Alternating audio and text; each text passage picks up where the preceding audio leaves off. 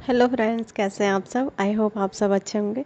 Friends, ये part third है जो कि मैं आपको चंद्र नाड़ी, सूर्य नाड़ी या सुषुम्ना के बारे में बता रही थी। अभी आप, ये एक तरह का कोर्स है फ्रेंड्स, तो इसको अगर आप पार्ट वन से सुनेंगे तो आपका कोर्स कंप्लीट होता चला जाएगा।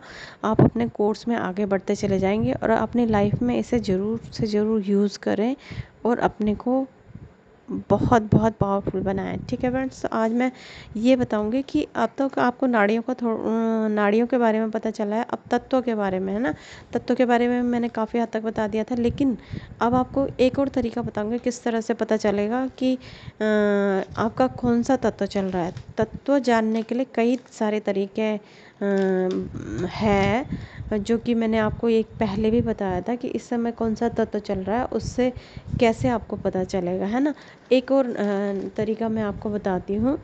अगर आपकी 16 उंगलियाँ यानी कि 16 उंगलियाँ नीचे करके आप सांस आपके हाथ पर लगता है तो आपका जल तत्व चल रहा होता है, जो कि नीचे कहा मैंने, एकदम नाक से नीचे, 16 उंगली नीचे, है ना।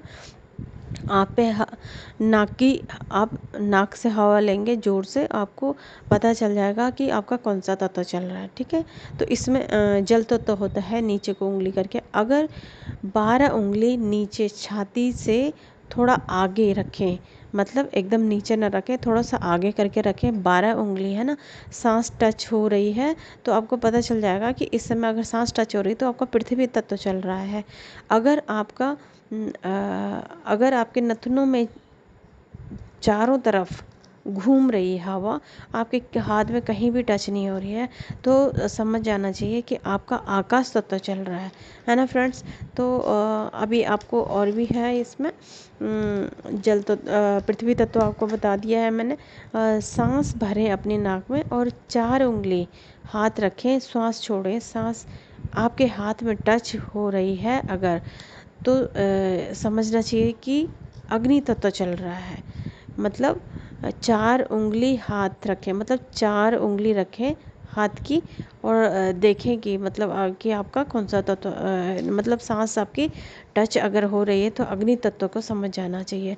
अगर 8 उंगली एक सांस चल रही है और नीचे और हाथ को टच कर रही है, निकल गई है, टच करते हुए निकल नहीं, मतलब कहने का मतलब है कि अगर 8 उंगली आप काउंट करके रखें तक सांस चल रही है, मतलब ज़्यादा नीचे नहीं चल रही है, सिर्फ 8 उंगली तक ही चल रही है, हाथों को टच करके किनारे से निकल जा रही है, दोनों किनारे, दाएं और बाएं दोनों किनारे, बाईं ओर चली जाती है, सॉरी दाहिना नहीं है अभी, बाईं ओर अगर आपकी सांस चली जाती है तो वायु तत्व का प्रवाह हो रहा होता है उस वक्त, है ना।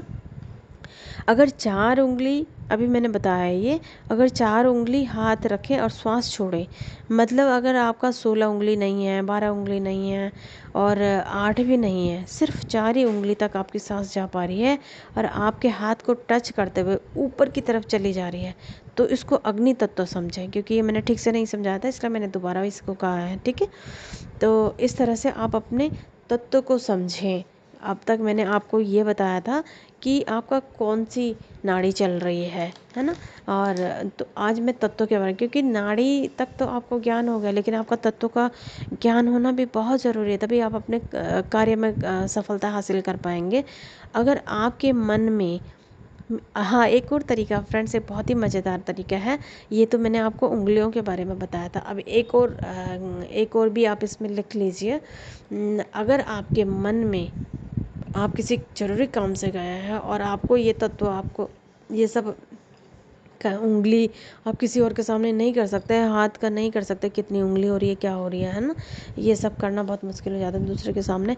तो उस वक्त आप कैसे महसूस करें, आपको नाड़ी को तो पता चल ही जाएगा आराम से कि कौन सी नाड़ी चल रही है, लेकिन तत्व के लिए थोड़ी सी दिक्कत हो जाती है ना उसमें महसूस करने में, कौन सा तत्व चल रहा है। तो उस वक्त आपको क्या सोचना है, अगर आपके मन में मीठा खाने का भाव आ रहा है, खाने से संबंधित है फ्रेंड्स, ये बहुत ही ईजी है। अगर आपके मन में मीठा खाने का भाव आ रहा है तो पृथ्वी तत्व का प्रवाह हो रहा है, ठीक है ना। इससे आपको पता चल जाएगा कि मुझे कौन सा काम करना चाहिए, कौन सा नहीं करना चाहिए।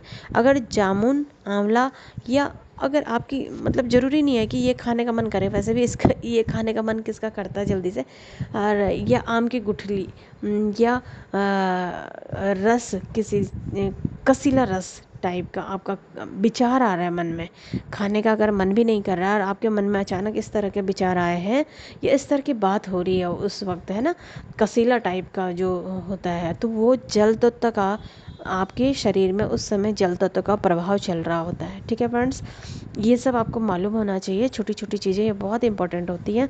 अच्छा, अगर आपका तीखा खाने का मन कर रहा है, या आपको तीखी खुशबू आ गई है कहीं से, या आप किसी तरह की कोई बात कर रहे हैं तो तीखे की बात हो रही है, इस तरह से अगर तीखा सुनाई दे रहा है, सूंघ पा रहे हैं आप, या महसूस हो रहा है, या आपकी इच्छा हो रही है खाने की, तो उस वक्त आपका वायु तत्व चल रहा होता है। ठीक है, तो इस तरह से आप अपने तत्वों को जानें। अगर आपका खारा या नमकीन चीज़ें, या क्या विचार उत्पन्न हो रहा है मन में, या मतलब खारा तो नमक का पानी ही खारा माना जाता है, तो अगर, या आपको उस समय नमकीन कुछ दिखाई दे रहा है ना, या फिर आप नमकीन ही खा रहे हैं, या आपको नमकीन का ही पैकेट दिख गया है, इस तरह से कुछ भी मतलब आपके मन में भाव आया, किसी ने बातें करी या आपको दिखाई दिया, तो समझ जाना चाहिए कि आपका अग्नि तत्व का प्रभाव हो रहा है। ठीक है फ्रेंड्स, अगर आकाश तत्व आपका चल रहा है, तो आपको कैसे पहचाने?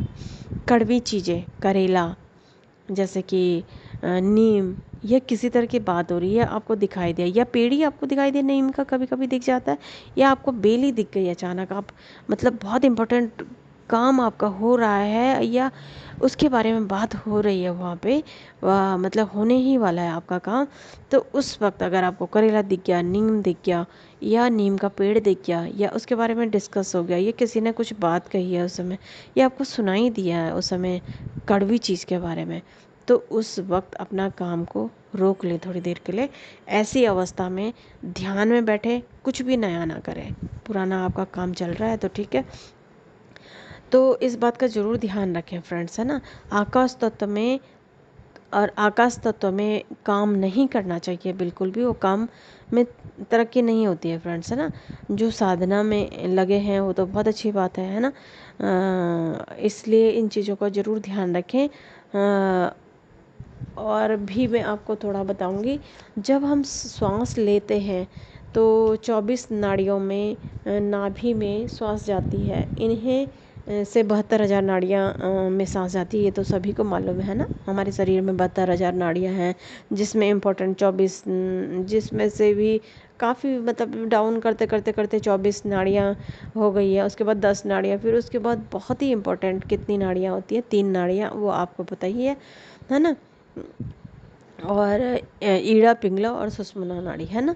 प्रत्येक सांस के साथ हम प्राण यानी कि ले रहे होते हैं, प्राण वायु ले रहे होते हैं, हमारे शरीर के अंदर प्रकाश निर्मित हो रहा होता है, यानी कि हमारे अंदर ज्ञान की बढ़ोतरी होती चली जाती है।